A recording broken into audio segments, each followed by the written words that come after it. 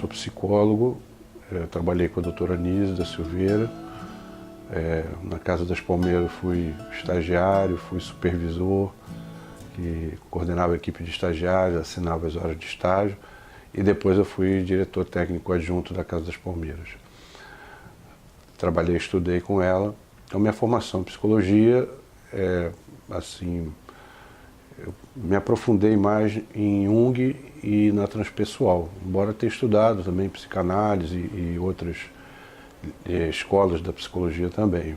E de uma década e meia para cá, eu venho trabalhando com terapia regressiva, o método Roger Wilger, e foi assim uma mudança, uma virada muito importante na minha clínica. Eu já tinha uns 20 anos de clínica trabalhando com Jung, quando eu comecei a trabalhar com esse método também.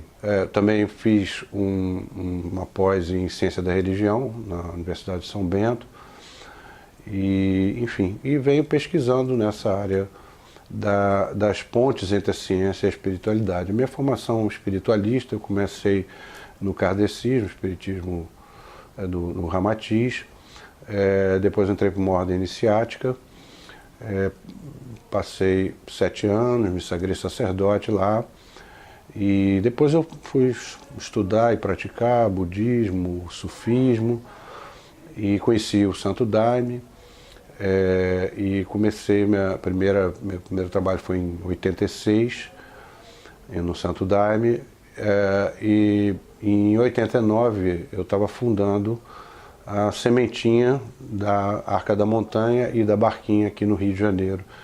Foi a primeira barquinha que saiu lá de Rio Branco para ser fundada em outro lugar. Então, de 89 para cá, eu venho trabalhando sistematicamente com a ayahuasca. Fundei e coordenei a barquinha até 95, mais ou menos.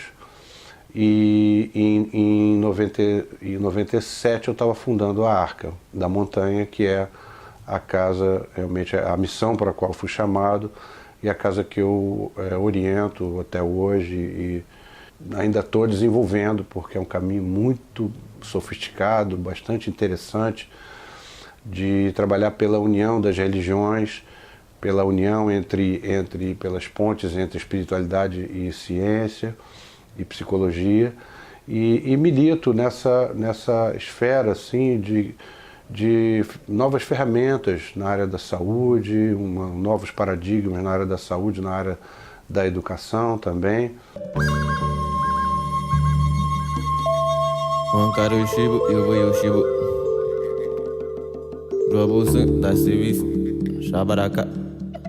Penso estar trazendo uma forma de abordar a vida espiritual, que eu estou chamando de transreligiosa, que permite, primeiro, que as pessoas possam ir eliminando os preconceitos de uma religião em relação à outra, né? Na medida em que nós nos conectamos com a fonte, começamos a perceber pontes importantes entre as diferentes tradições, que os diferentes avatares, de alguma maneira, estavam trazendo ensinamentos muito similares na sua essência, embora diversos na sua abordagem, nas suas ênfases, né? Então a gente vai construindo essas pontes também entre a psicologia e a espiritualidade. Então nós estudamos durante a cerimônia da ayahuasca. A ayahuasca é uma ferramenta maravilhosa, muito poderosa. Eu tenho um livro escrito sobre os enteógenos, em que o eixo desse livro é a ayahuasca. E outras ferramentas que a gente usa também, temos uma dimensão mediúnica, temos a dança, a música, e na Arca também, desde assim, um bom tempo para cá, em homenagem à doutora Anísio, em homenagem ao Jung, né, meus mestres e queridos, assim, a doutora Anísio foi minha amiga também, a gente deixa num determinado lugar do templo uma mesa com material de desenho, material de escrita, onde as pessoas se expressam livremente durante a cerimônia. E nós estamos arquivando esse material, já fizemos 2 exposições, a última delas foi na UERJ, que eu intitulei Arte Supraconsciente, e nós observamos ali, eu estou também desenvolvendo toda uma abordagem teórica, resgatando o conceito de supraconsciente, porque a ayahuasca não vai alienar a pessoa dos seus problemas. Ela vai, ao contrário, ela vai confrontar você com a sua sombra, confrontar você com aquilo que você precisa examinar e trabalhar dentro de você mesmo, e com as questões desafiadoras e difíceis e sofrimentos da sua vida. Mas ela atua como antidepressiva, é curioso, as propriedades antidepressivas delas são bem conhecidas e já estão razoavelmente estudadas. Por que ela atuaria como antidepressiva? Exatamente porque a pessoa vai olhar a sua sombra, olhar as suas questões, né, de maneira bastante realista, implacavelmente realista, mas à luz de uma conexão com uma supraconsciência, à luz de uma conexão com aquilo que o Jung chama de si mesmo, que não é o ego, que é uma dimensão mais profunda, um eu, um sol da nossa psique, da nossa personalidade. Então você passa a ver saídas e soluções e como lidar com aquelas questões que antes te abatiam.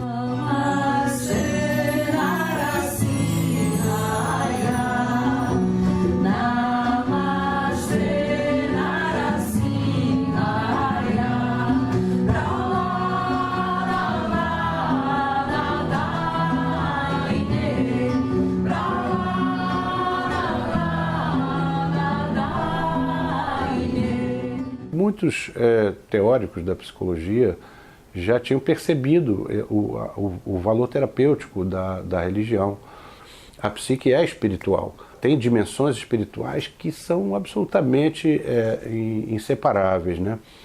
Como dizia o Mircea Eliade, um grande historiador das religiões, existe uma abordagem que dá a impressão de que o sagrado digamos assim, é uma etapa, é um estágio no desenvolvimento psicológico.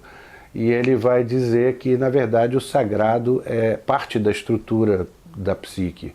É o que o Jung propunha, é o que a psicologia transpessoal descobre, trazendo novas categorias diagnósticas, uma nova leitura de uma série de processos que as pessoas passam, que dentro de uma leitura mais convencional poderiam ser vistos como patológicos, né? Mas a psicologia transpessoal percebe, e isso já está antecipado em Jung, que muitos desses processos, às vezes misteriosos, eles são na verdade crises evolutivas, são processos onde se desestrutura uma vida anterior, um modus vivendi, uma forma de ser e de pensar e de sentir as coisas que estava, enfim, disfuncional até, e a pessoa passa por um processo de desconstrução e ela então vai se reconstruir, vai se reestruturar num novo patamar mais amplo,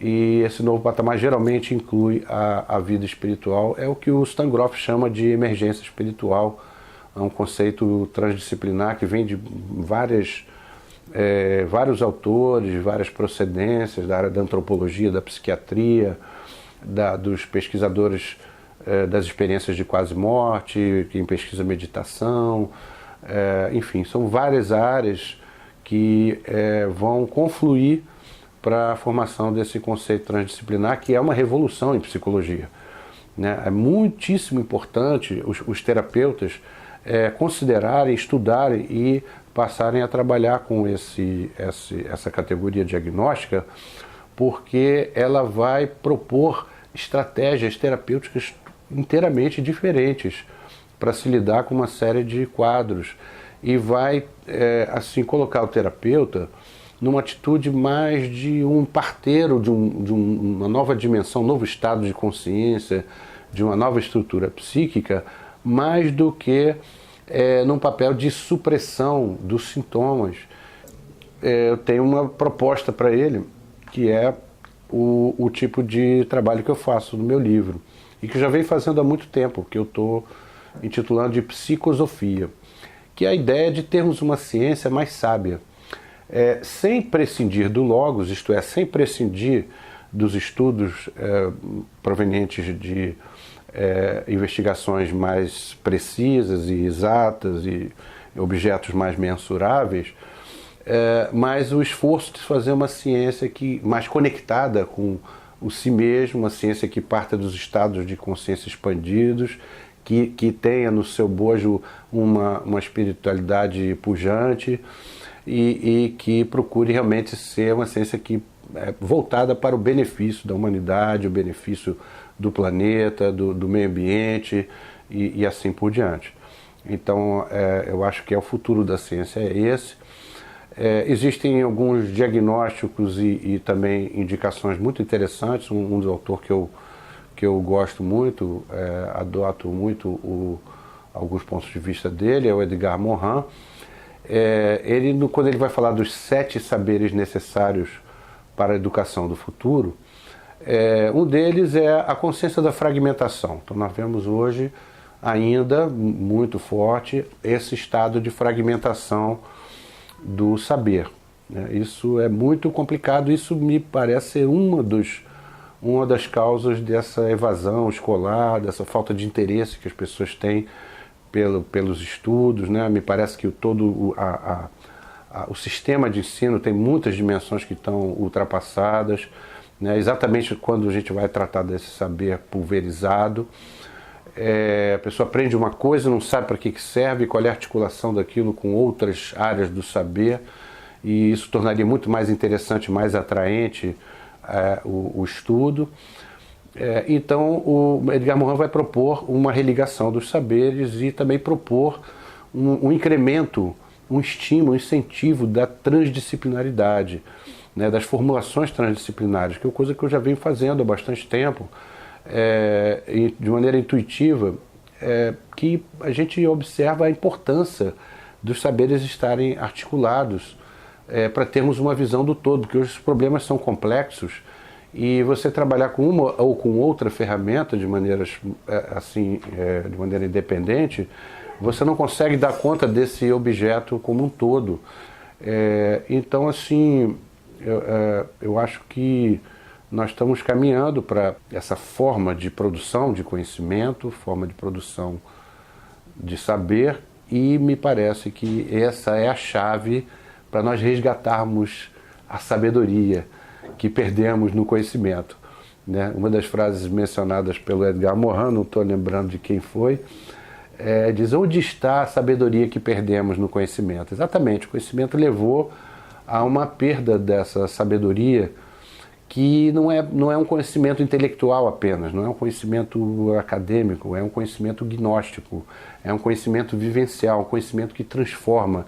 É esse o conhecimento que as pessoas experimentam quando bebem ayahuasca, por exemplo, quando meditam, né? Então nós precisamos com muita urgência resgatar esse conhecimento. Isso tem repercussões práticas muito interessantes. Por exemplo, houve aí uma campanha Mais Médicos. Eu faria uma proposta um pouco diferente. Eu acho que nós precisamos de um leque maior de opções para as pessoas e mais informações sobre outros sistemas terapêuticos, que não apenas a alopatia, que não apenas a medicina clássica, né? Então temos a medicina ayurvédica, temos a medicina chinesa, temos a medicina dos pajés, a fitoterapia, tem muitas outras abordagens importantes para a saúde das pessoas, muitas dimensões psicossomáticas em quadros que hoje são tratados como meras doenças físicas, sem nenhuma investigação da dimensão psicossomática. Isso é muito grave, muito sério. Talvez um grande percentual de quadros da medicina, que a medicina trata de maneira mecanicista, tenham questões psicológicas e até espirituais por trás, que ficam de fora, né? Então que a gente possa informar o grande público, informar os profissionais também. Muitos profissionais na sua formação eles não têm muita noção das fronteiras do seu conhecimento. Nós precisamos divulgar informação de qualidade. Nós precisamos trazer informação que proporcione conscientização, que as pessoas possam perceber um leque bem maior de opções e de possibilidades que elas dispõem. O papel da mídia nessa informação de qualidade. Por exemplo, as aulas de história. O Groff lembrou isso, o Stan Groff, um grande pioneiro da psicologia transpessoal, lembrou isso quando ele esteve aqui no Rio, dando palestras na UERJ. Nós estudamos, como é que é o estudo de história? Geralmente estudo de impérios engolindo uns aos outros, a história de políticos, de reis arrogantes, políticos corruptos, de generais sanguinários. Essa história que nós estudamos. O que eu gostaria muito de que o jovem da nossa sociedade, as crianças, pudessem estudar a história de Buda, a história de Jesus, de São Francisco, a história da doutora Anísio, dos cientistas que dedicaram a vida a beneficiar, a buscar curas para a humanidade, a instruir, a história do mestre Irineu, enfim, mestre Daniel, mestre Gabriel, de várias pessoas que dedicaram uma vida a beneficiar as pessoas, porque a juventude está precisando de referências construtivas, edificantes. E, infelizmente, na mídia e na vida pública, a gente tem referências ainda muito pouco edificantes, né? E isso certamente é um fator de peso, né? Nós precisamos de bons exemplos, pessoas que sejam pessoas em que o jovem, a criança, possam se mirar.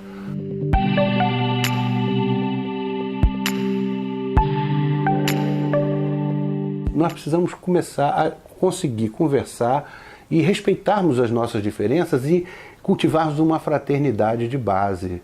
Nos amarmos uns aos outros, respeitarmos os outros, independente das diferenças. Um é cristão, o outro é muçulmano, o outro é budista, o outro é espírita. Isso não pode nos afastar do nosso próximo. Pelo contrário, isso nos enriquece. Porque se nós temos algumas perspectivas diferentes, se nós não formos dogmáticos, apegados ao nosso ponto de vista e acharmos que temos a verdade absoluta, não vamos poder ouvir, trocar algumas ideias e sair enriquecidos reciprocamente. E para ouvir adequadamente o ponto de vista do outro, nós precisamos de flexibilidade, nós precisamos de centramento, de nos relativizarmos, até relativizarmos a nossa visão religiosa e espiritual. Então, essa ideia de procurarmos e começar a construir uma era em que possamos dar as mãos e juntos construir um mundo novo. Novo céu, nova terra. Esse novo céu, nova terra começa dentro de nós, uma nova dimensão espiritual, uma nova relação com o nosso corpo, com a Mãe Terra, com a dimensão instintiva, animal, sexualidade, com a espiritualidade, com a transcendência, né, com os seres divinos. Temos que assim, pensar na meta. Né? Qual é a meta? Né? De onde viemos, quem somos, estamos fazendo aqui, para onde vamos? Né? Então, esse para onde vamos, ele é uma chave importantíssima. Né? Qual é o nosso futuro evolutivo? O que nós devemos fazer aqui, agora, hoje? Qual é a forma de trabalharmos hoje para podermos alcançar esse futuro com mais rapidez, de uma forma mais plena, mais perfeita, mais completa, né? Vamos trabalhar por essa nova consciência, começando trabalhando a nós mesmos, trabalhando a nossa mente para termos essa boa vontade na obra de união. Namastê.